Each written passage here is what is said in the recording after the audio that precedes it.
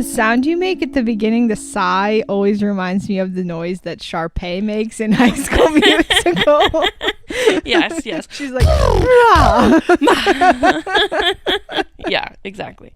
I know. I just like, I don't know why I get nervous. We've been doing this for 22 episodes. Like, yeah. Well, it's only a few months. Yeah. I just feel, people are listening. I mean, some people are anyway. Yeah.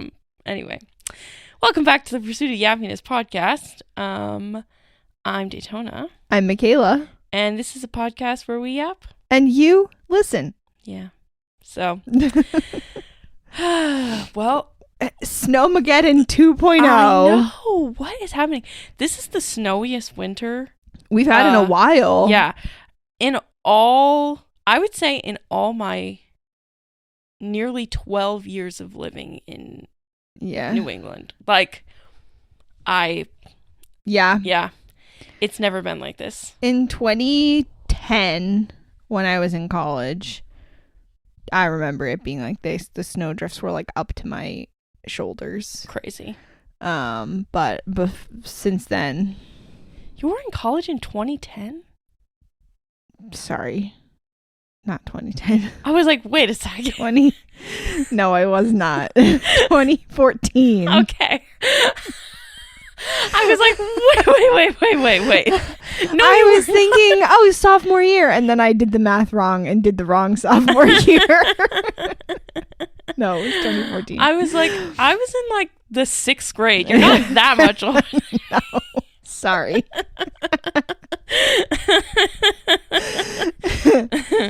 Anyway. Yes, the snow is crazy. It was a blizzard, which I was doing some research. I'm like, what is the difference between, say, a blizzard and just like a regular snowstorm? Is it the wind? It's the wind, yeah. The wind has been intense today.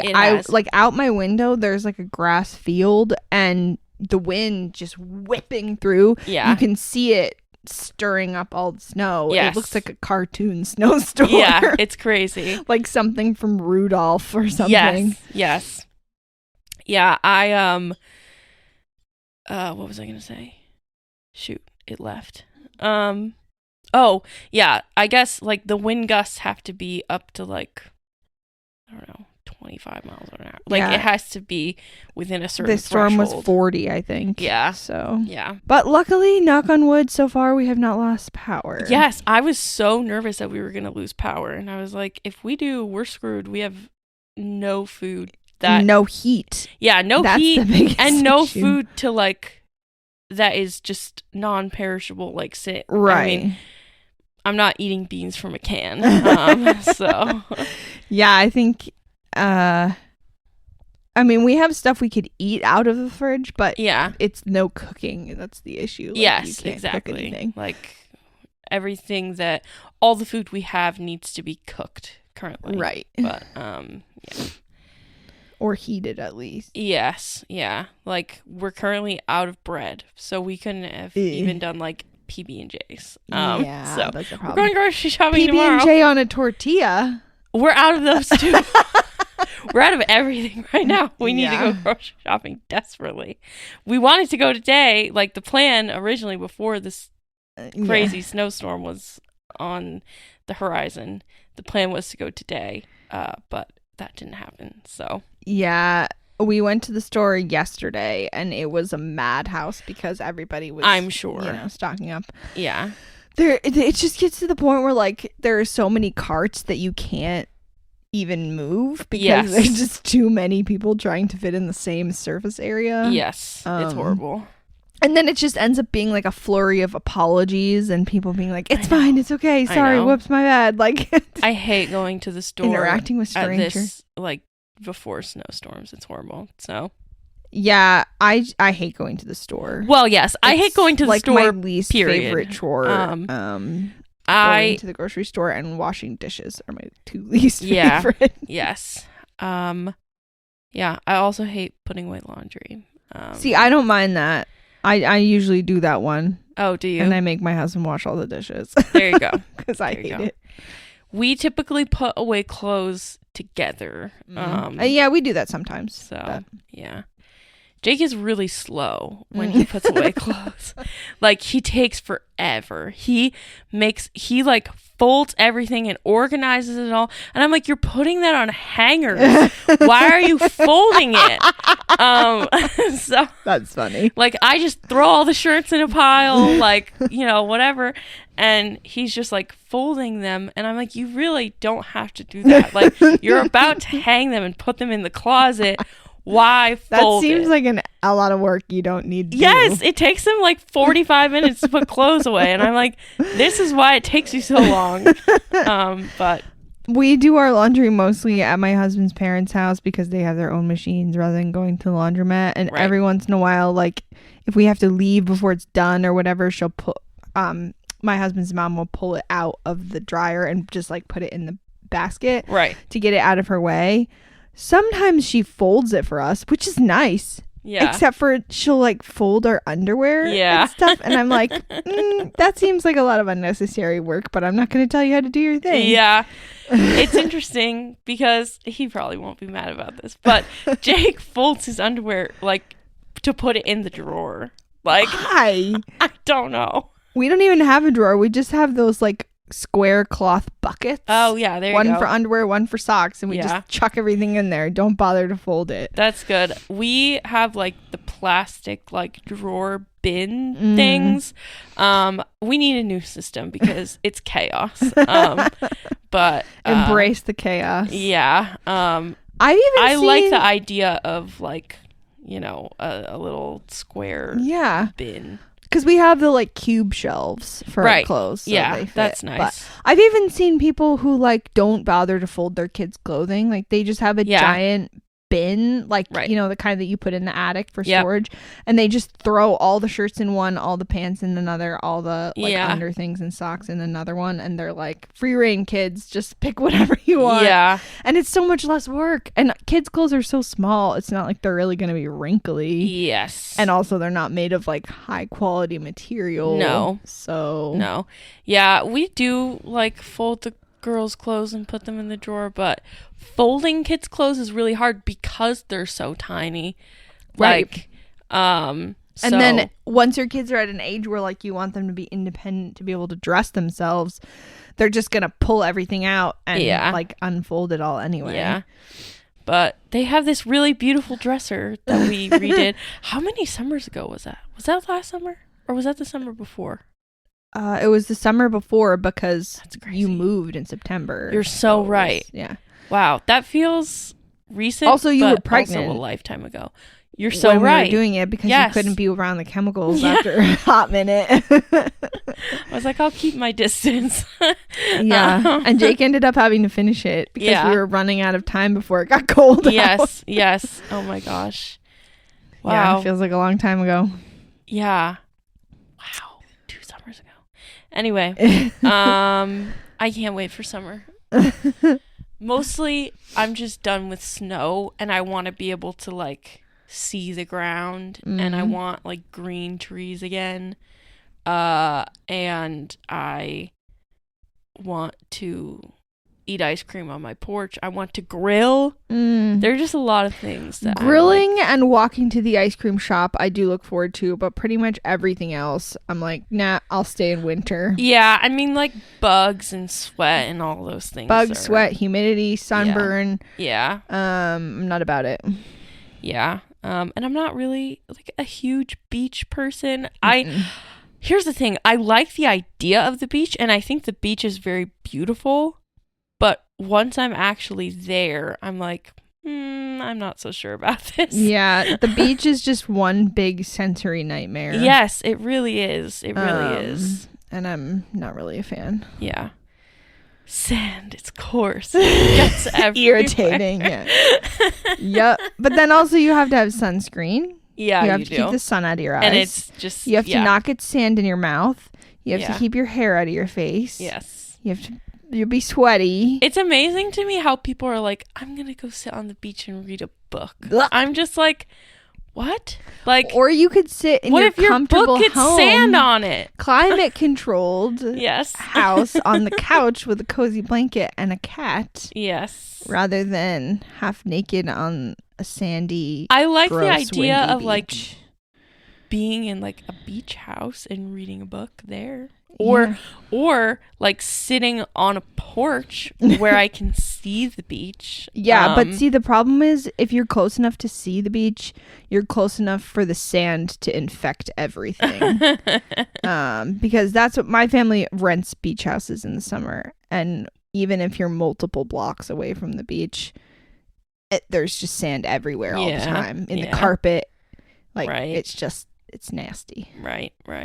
I'm not about it. It's not my jam. Yeah, like I always think about like, oh, what if we went on like a vacation to like I don't know, South Carolina or somewhere. or like, you know, the Dominican or like somewhere in the Caribbean, whatever. Like, because the water there is beautiful, right? But I just don't know. I know. Like, I do really like swimming. Yes. Like, I love a pool. I love a pool. I think I would also like the ocean if I was able to see where I was swim, like what was in there. So with I will me. say I like going to the ocean in the Caribbean because of that reason, because you can actually see the bottom. Like, where my family goes, the mystery. water is not clear. Yeah. So you touch a mysterious object. Nope. And I know right out immediately. Yeah. If I even get the courage to go in. Right. Is it really cold? Yeah, there's that too. You have to be there in like the hottest week of the year in order for it to be bearable. Yeah. And then of course the problem is you get out of the ocean and you're walking on the sand, and the sand is sticking to you because you're wet. Yeah. Yes. And you can't get dry because the towel you brought with you is full of sand. Yeah. So you would just be wiping sand all over yourself. And if you try to shake it out, it gets in someone's eyes because it's always windy. It's just not an ideal situation.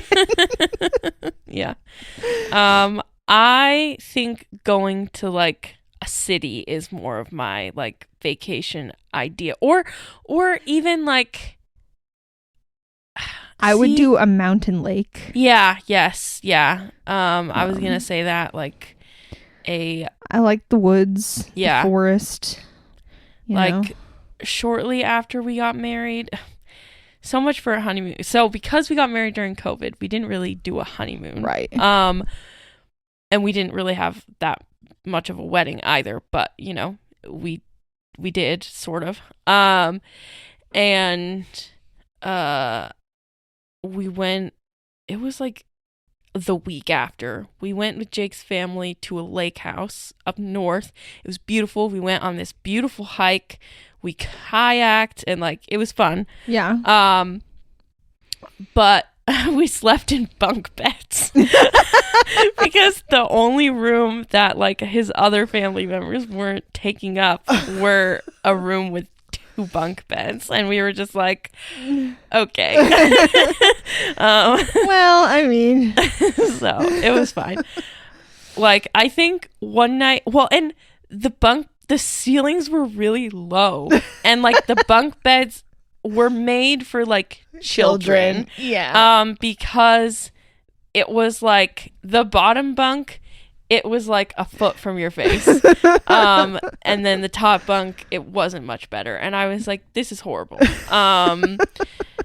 So I was like, I feel like I'm in an MRI. Like, you could just move the mattresses onto the floor. So and do like that is what we ended up. Situation. That's what we did on the final night. That's what we did. We went to like a convenience store a little ways away, got some chips and queso, and we watched. I forget what we watched, but we watched something on one of our phones and just like ate chips and queso, had a little sleepover.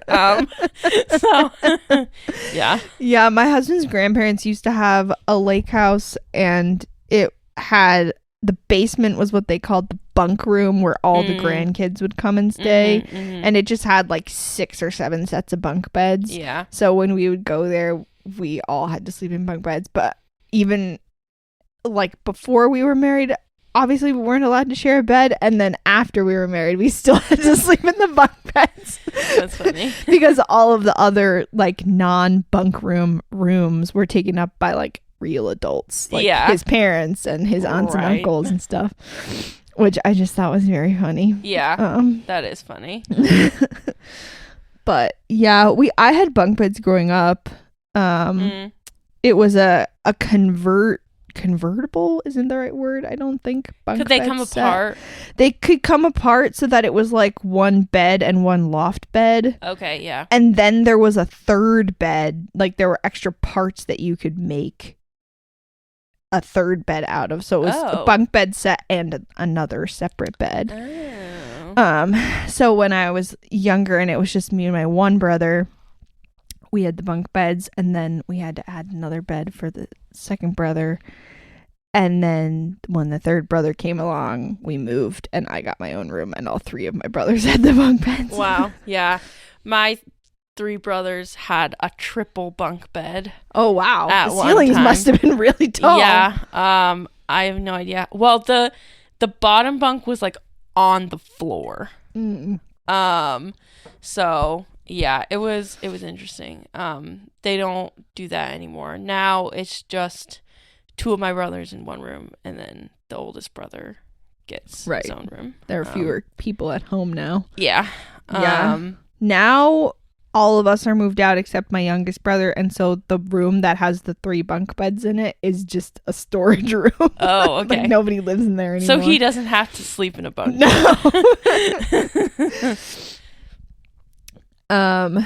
Yeah, I remember very, very distinctly. I have a memory of being on the top bunk and my brother kicking the bottom side of the bunk bed. Oh gosh! While I was trying to sleep, and it was one of those classic like, "Mom, he's annoying me" type of situations. And my mother just like very patiently explained to me that he was just trying to get a reaction out of me, and if I ignored him, he would stop. Did it work? Yes. That's funny. I carried that with me all through school. Good. Oh, that's great. I shared a room with my sister from the moment she moved out of my parents' room up until I moved out. So, and she's 8 years younger than me. So it was like, I was 18 sharing a room with a 12-year-old, which was not my favorite. That's 6 years. You mean 18 and 10? 10, yeah, thank you. I was like, she felt way younger than that because she was. I can do math. Neither of us can do math today. Yeah, she was 10, and so it was interesting.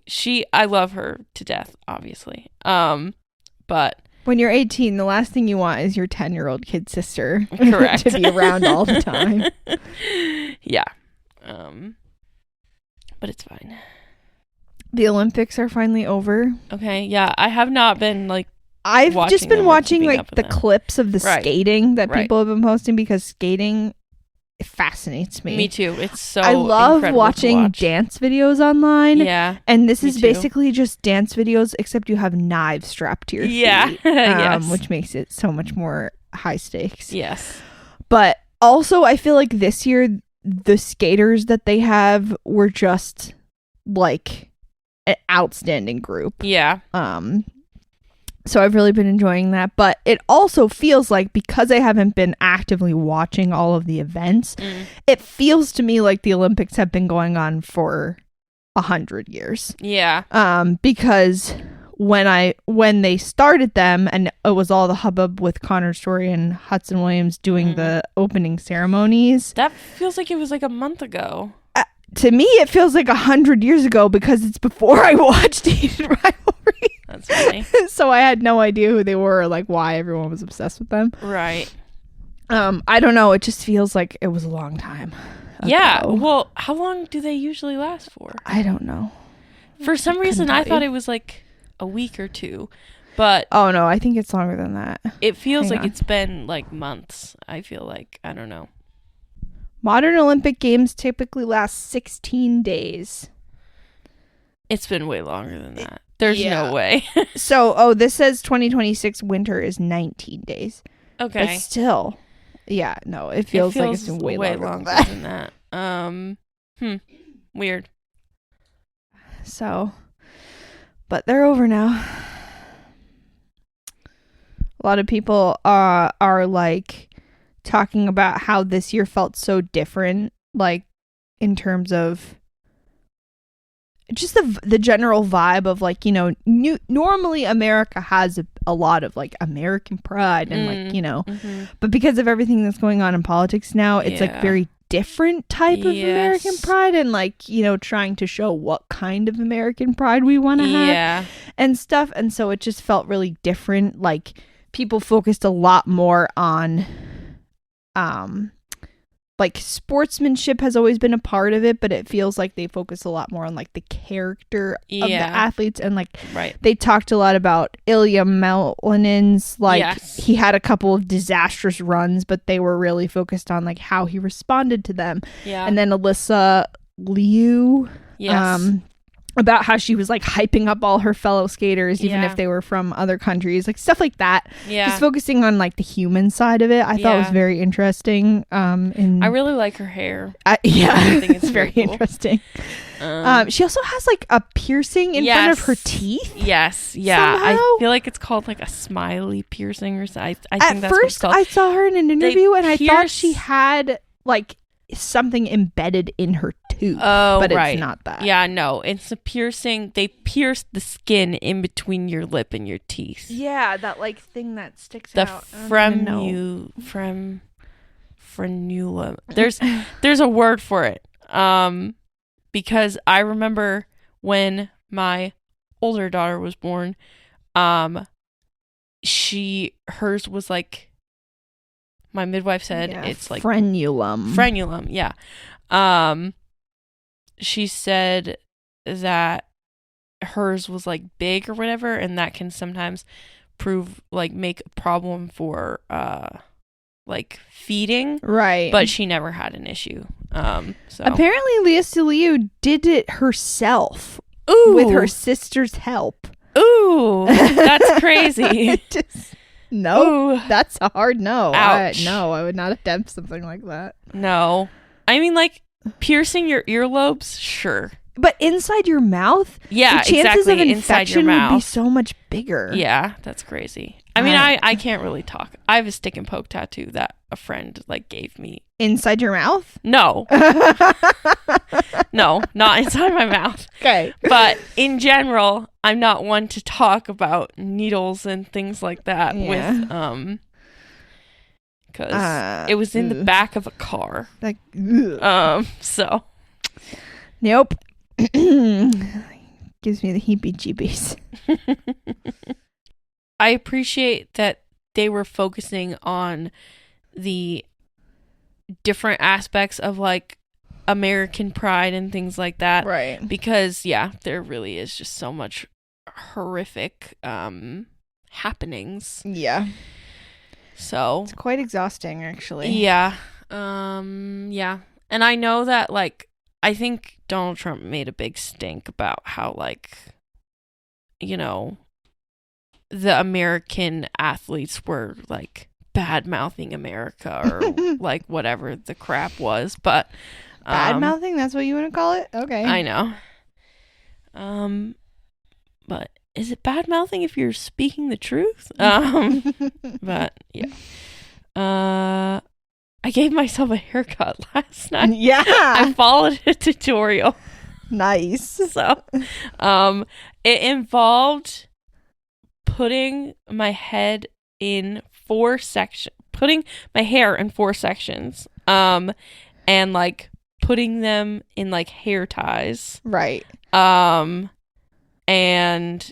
But it was like more of a complicated, it wasn't just like snipping the ends. It was like, you know, sort of layery type thing. Yes. I followed a like shag tutorial. I didn't quite cut it like I was scared. So I didn't cut it as short as like the guy said to. Like Right. even though I know that it wouldn't have affected my length at all, I was still scared to go too short because I was like, there's no going back. Right. There was a lot of hair that I cut off. Yeah. You have really thick hair though. I so do. It looks like a lot even if you don't cut that much. I did trim the ends just a little bit because I felt like they were just blah. But yeah. Did you do your bangs? I did. Okay. Yeah. That was where I got inspired to cut my hair in general. I mean, I trim my bangs on a regular basis because I'm like, I'm not going to go to the hairstylist every time I need to trim my bangs. Yeah. I would be there once a week. Right. So, I trimmed them, and then I saw this video on Pinterest of this guy, like, I don't know, he was like Australian or something, but he was a hairstylist and he was like teaching a class. And he, like, there was this girl, she had bangs, and he was like, let me show you a trick to like help these like just lay better. And so like he gathered her whole bang, lifted it up, twisted it, pulled it back, and like measured like 2 fingers or whatever, and she had like short bangs like mine are, and he like cut it, and he was like, it looks like a lot of hair, and you're gonna think that her bangs are gonna be really, really like even shorter now, but they're not going to be. Just watch this. And like he laid them back down, and they just looked so nice, and I was like, that is magic. So I was like, I'm gonna try, and I was scared because I did cut like a lot off, but I didn't really make, like, I had made my bangs shorter before I tried it, but yeah, it was just, I was like, wow, amazing. I think basically it made them thinner and like texturized them a little bit, which I like. So anyway, yeah. But it was very stressful.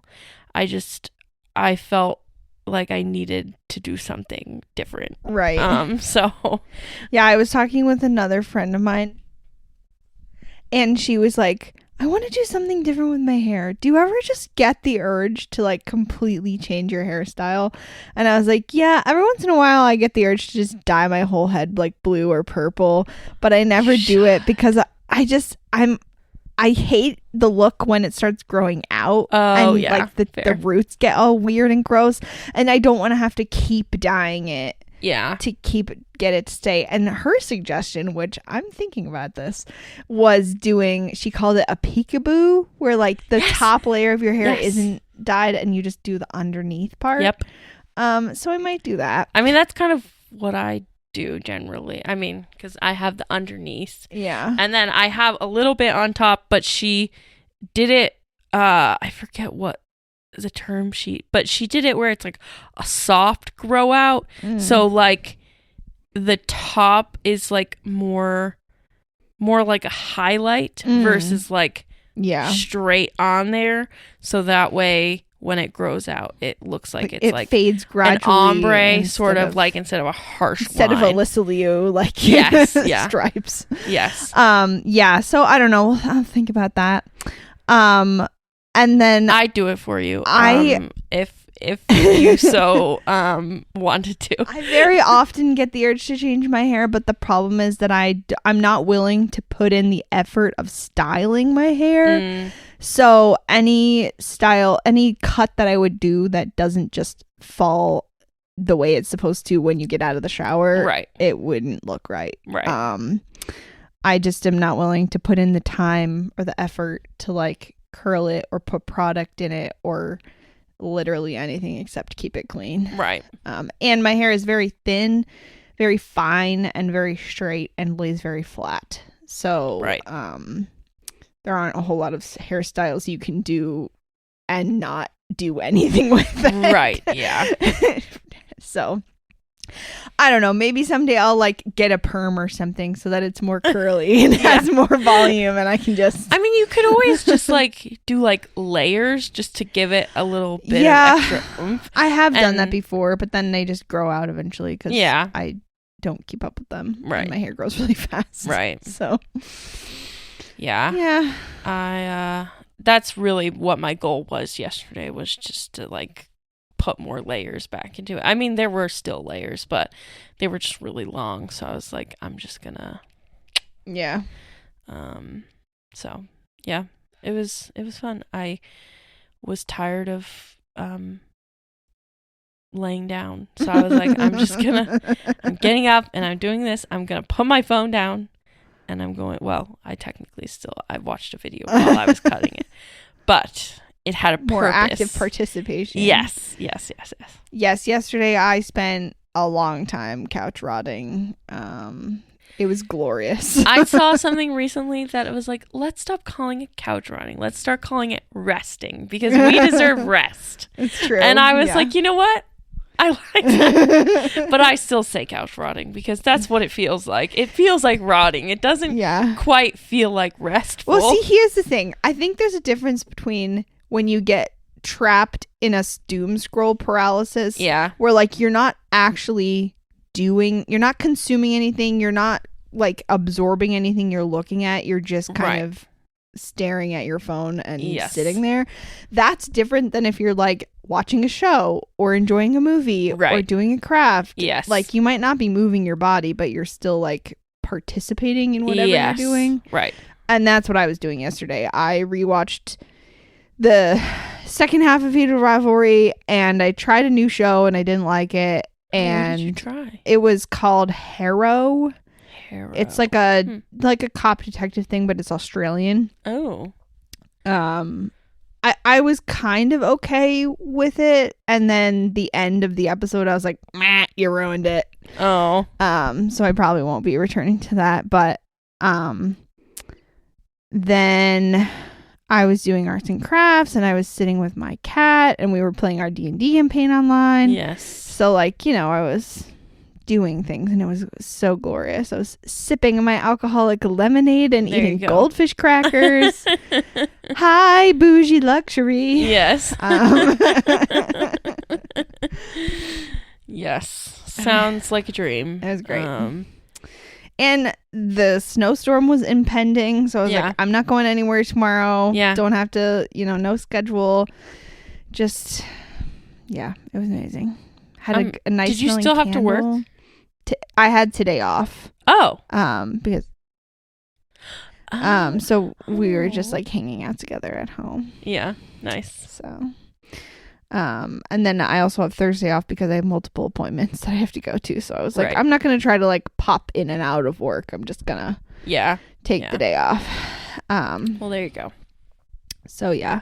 And tomorrow I'm going to be working from home because my work is closed part of the day because of the snowstorm. Oh, well, there you go. So yeah, it's a nice chill week. Yeah. You deserve it. And we have to move our cars in the morning. I know. Ugh. Which is going to suck. Because it always does. I know. And we've done it so much this week. I know.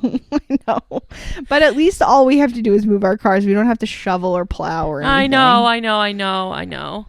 And like, I saw something.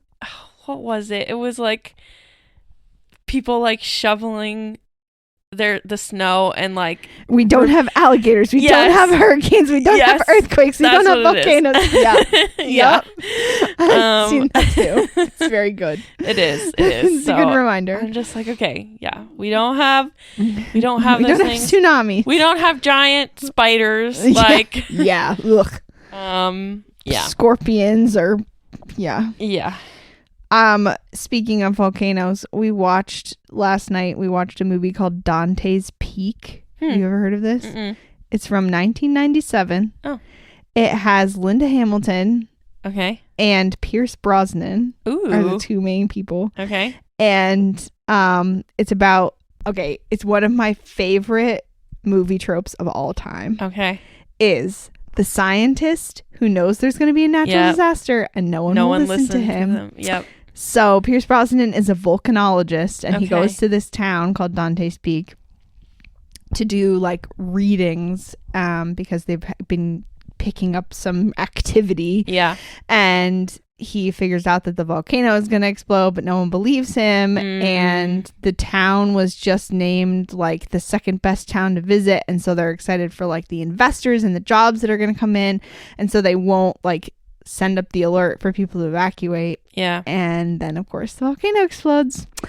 And it was so dramatic. Of course. The production value of this movie for a natural disaster film from 1997 must have been so high. Yeah. Because it was very believable. Huh. They did like wide shots of an entire town and the whole thing was covered in ash. Whoa. And it's like, this wasn't CGI. Like, this was real. Yeah. And then they have full shots of like the lava flow going and the lake turning to acid and all of the fish dying and dissolving the boat, like all this stuff. It was crazy. That is crazy. There's multiple vehicles that catch on fire. There's a huge like mudslide that like sweeps the bridge away. Yeah. It's just like so intense. Yeah.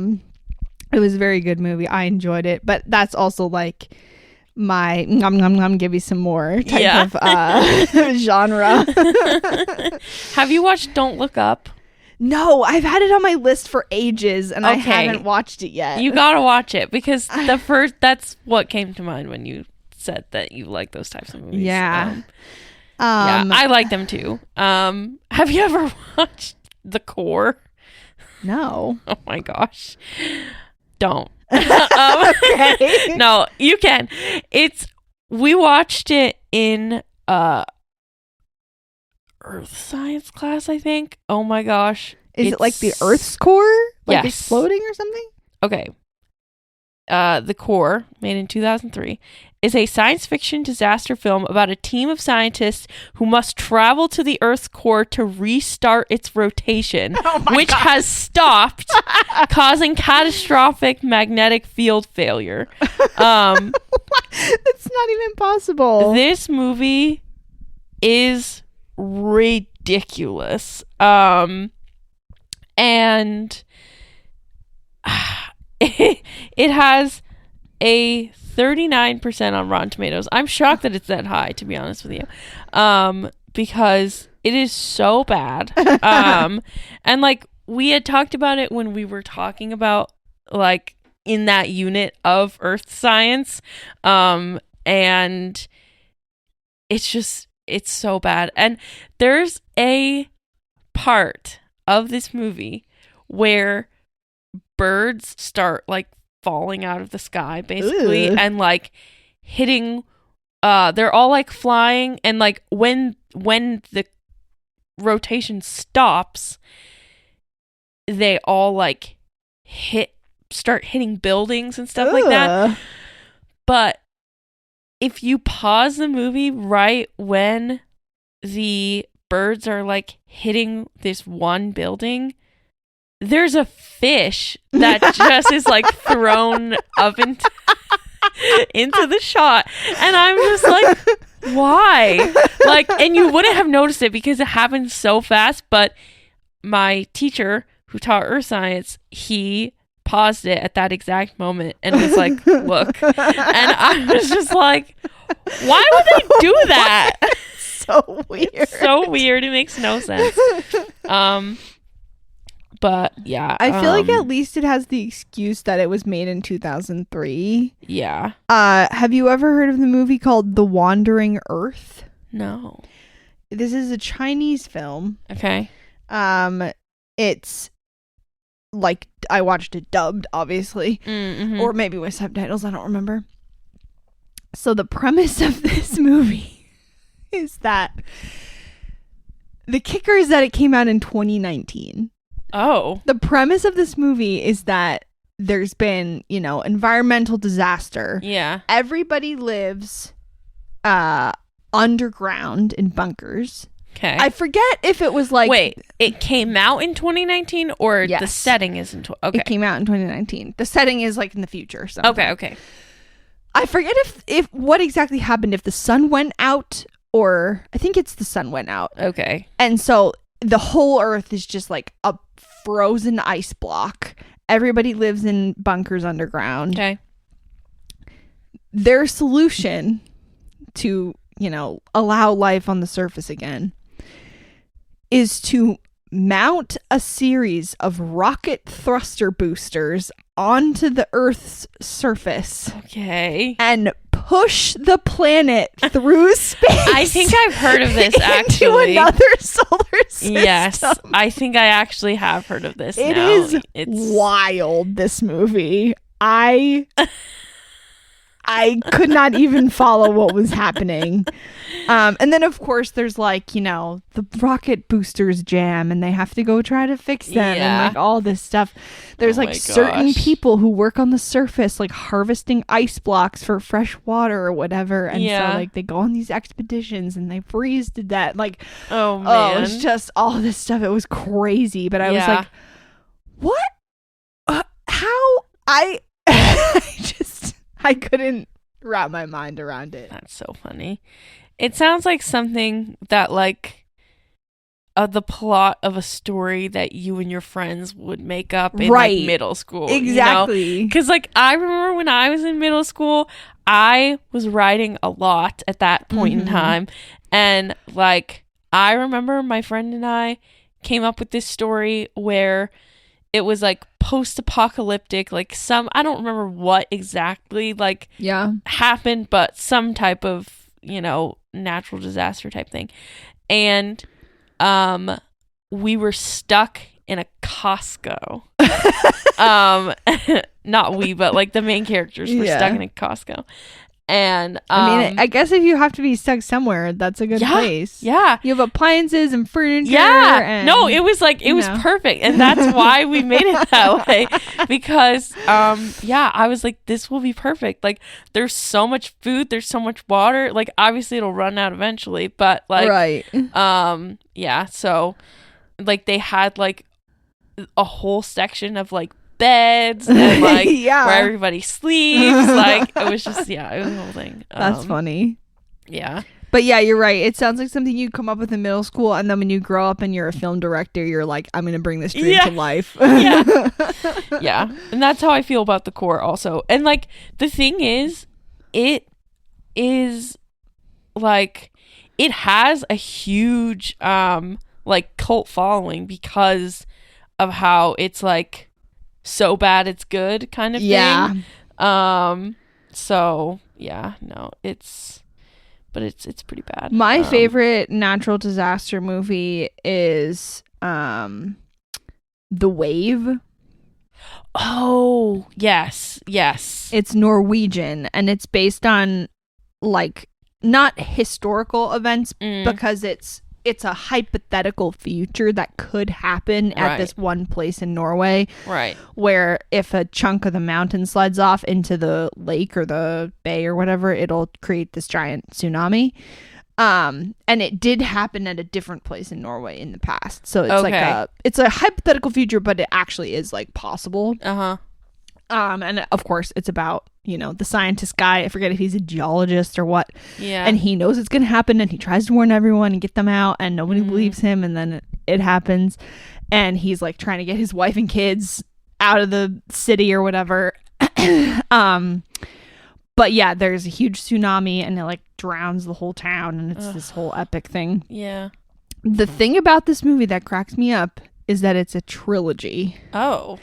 The second movie is about an earthquake. Oh, okay. So it's not the aftermath of it's no, but it's different. The same family. They experience all Grey. Three. I know. It's so funny to me. That is funny because I know I recently watched Greenland 2. Right. Yeah, you said about that, and it's the same storyline. Right. Just kind of the aftermath and needing to leave the bunker because the bunker collapses. So, because the world is getting worse. But yeah. I'm trying to figure out what the third one was called. Because the second one is called The Quake. The Quake. And maybe I'm imagining that there was a third one. I thought there was, but That would be hysterical. Maybe not. But anyway, yeah, it's the same family that goes through the first two disasters. But funny story, I was on the plane once, not even in an international flight. The plane or up? A plane, whatever. And the special plane. You make it sound like we like have a plane. Our plane that we own. I was on the plane. The jet. I was on a airplane. Just like a domestic flight in the US. But I happened to sit next to a Swedish man. Oh. And he was like traveling for business or something. And he was reading a book that was in Swedish, but it had the picture of like a big wave on the front of it. And I was like, oh, what are you reading? Like making small talk. And he starts explaining the plot to me. And I was like, is this the movie The Wave? And he was like, you've heard of The Wave? Because it's Norwegian. I would imagine not that many Americans have seen it. Yeah. And so we had this conversation about how I love disaster movies. And like, I've watched The Wave multiple times. It was on Amazon Prime. That's how I first discovered it. That's and he was like, I can't believe you've seen The Wave. This is like a national treasure in Norway. It was very funny. That is funny. It's always interesting when you end up making conversation with someone on a plane. Like, I generally try to avoid it. Oh, me too. But he was a nice guy. Yeah. Occasionally you'll make a friend. But yeah, disaster movies, they're my jam. Day After Tomorrow is pretty good too. I've only seen that once in college because it was my college roommate's one of her favorites. But I remember liking it. Have you seen Contagion? Is that the one that like came out before COVID, but it's basically exactly the same story as COVID? Yes, I did watch that. It was a little crazy. Like, the symptoms are a little more intense. The symptoms are different than COVID, but it is like a whole thing where it's like came from bats and like bats in China specifically. Yes. Yeah. And then the like reaction of how the government responds and everything was like identical. Yes. And if I had watched it not knowing when it came out, I would have assumed that it was like about COVID. A satirical, not satirical, but like a criticism of how COVID was handled. And then I looked it up and it came out in like 2017 or something like that. Jake and I watched it in like March of 2020. Oh gosh. Like we were like, well, the world's gonna end. Let's see what's gonna happen. Like, let's watch this movie. Yeah, if I remember right, the disease in that movie is like instantly deadly. Like, just die. You die within like 12 hours or something like that. Whew. Yeah. But yeah, I remember getting like goosebumps watching that movie, being like, wow, this is exactly how it worked out. People really did their research when they made this because yeesh. Yeah, I mean, just like the sociology of it all the sort of mass cultural psychology and all of that. Yes. The government response. They even had like YouTuber people who were saying, oh, it's all a hoax, like whatever. I was like, wow, this is too real. Yes, it's crazy. It's so crazy. But it was a good movie, like scary, but it was good. I remember enjoying it, but I'm not sure, like, if I had watched it before COVID happened, I don't know if I would have appreciated it, because I would have been like, ugh, what a crazy like hypothetical situation. But since I knew that it actually would play out that way, I was really impressed. Yep.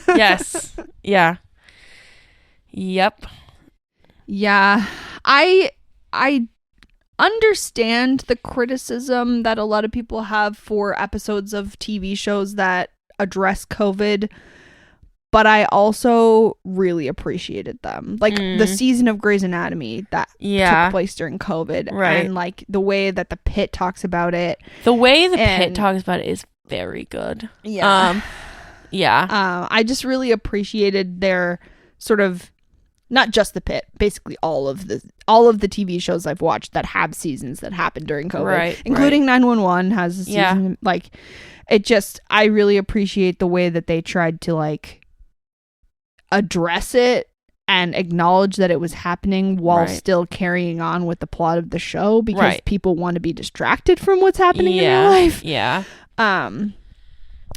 But yeah, the pit, I'm curious to get more into it, the COVID parts of it, because it is like an hour by hour procedure. It takes so long to like get anywhere with people's backstories. Right. Like there's so many characters that we just don't know anything about still. Yes. And I think exploring the psychological effects of COVID and losing someone during COVID is a very interesting thing to put in a show. Yep. But I'm wondering if maybe this type of show wasn't the best place for it, because it just takes so long to get anywhere. Right. Like, I'm not saying they shouldn't have done it that way, because obviously if you work in healthcare, you're going to have trauma from COVID. Like, that's just how it works. Right. But I would be interested to see, I don't know, I almost feel like I want a version of the pit that's not hour by hour. Yeah, I see what you're saying. Because I like all the characters. I like what they're doing, the dynamics, the story. You want Grey's Anatomy, but with the pit characters. Yeah. I guess, maybe. But also, Grey's Anatomy just has an outrageous level of drama that the pit does not have. Right, Like, the pit, everything that's happened in the pit so far seems pretty realistic to me. Right. So maybe I just want the pit, but with Grey's Anatomy pacing. Yeah, yes. That's what I meant. Yeah. Not like plane crashes and shootings and, well, like in the hospital. In the hospital, yes. And car crashes and husbands dying. Yeah, literally every single horrible thing you can think every of. bad thing that could happen to a person. Yeah. I think what was I gonna say? This keeps happening to me. My brain is not working today. Yeah. Anyway, it's okay. Well, I'm sure you'll think of it. And eventually, put it on the list for the next day. I was like, we have 5 minutes left. Yeah.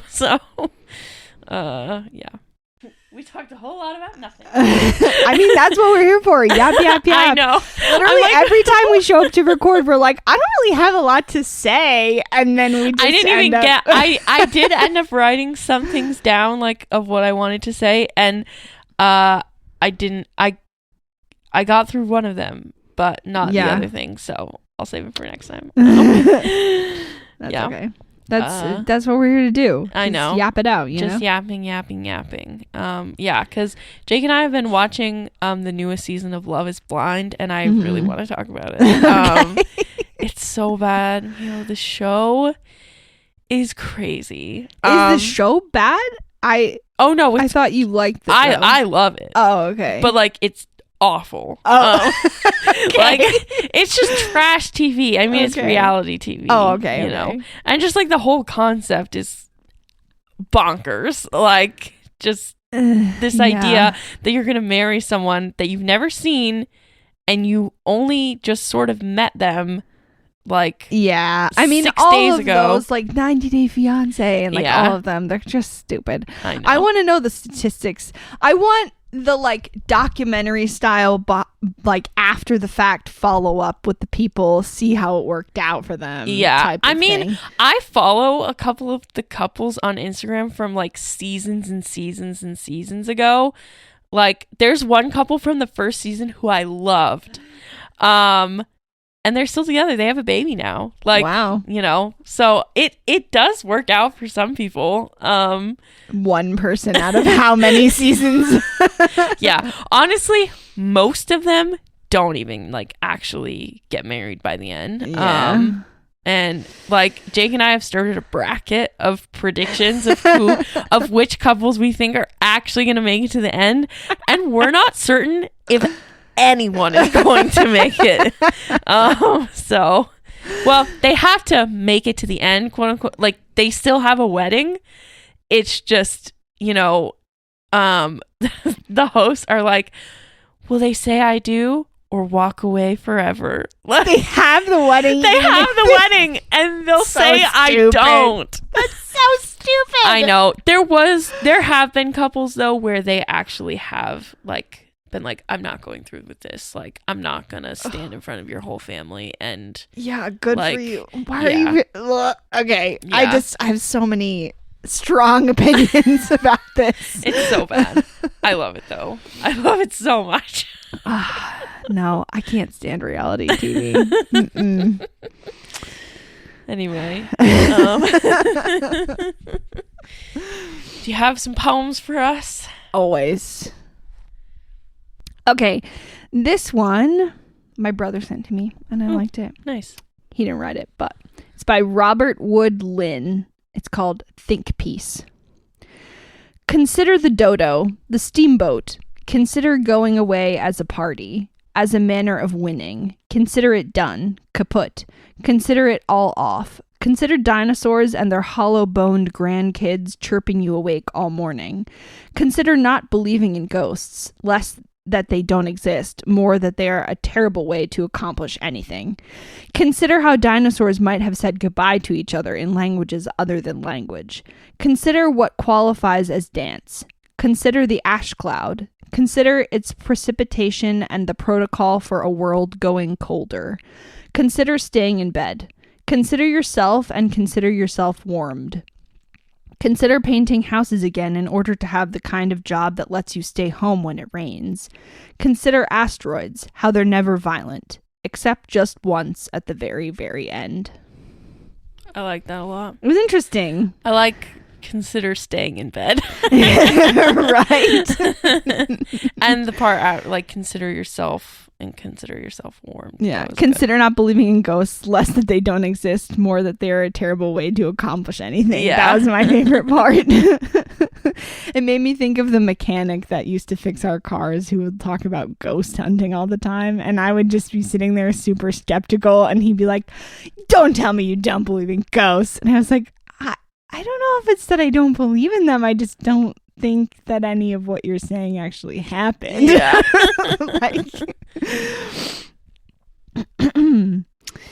And this one is called Marriage of Friends by Hannah Rowe. My life is filled with the souls of women I love, the ones who make my belly ache from laughter, the ones who catch my tears, who show up on my doorstep to celebrate and grieve, who stand up for me when I put myself down. Women who will love my children, dance as we age, protect my secrets, share in my joy, sing even when we're sinking in sorrow. They walk close, promising their lives to me, a marriage without a wedding, a commitment without a ring. If you have these women, remember, the soulmate is a wonderful thought, but look how beautiful these love stories are too. Look how they make you full. Love it.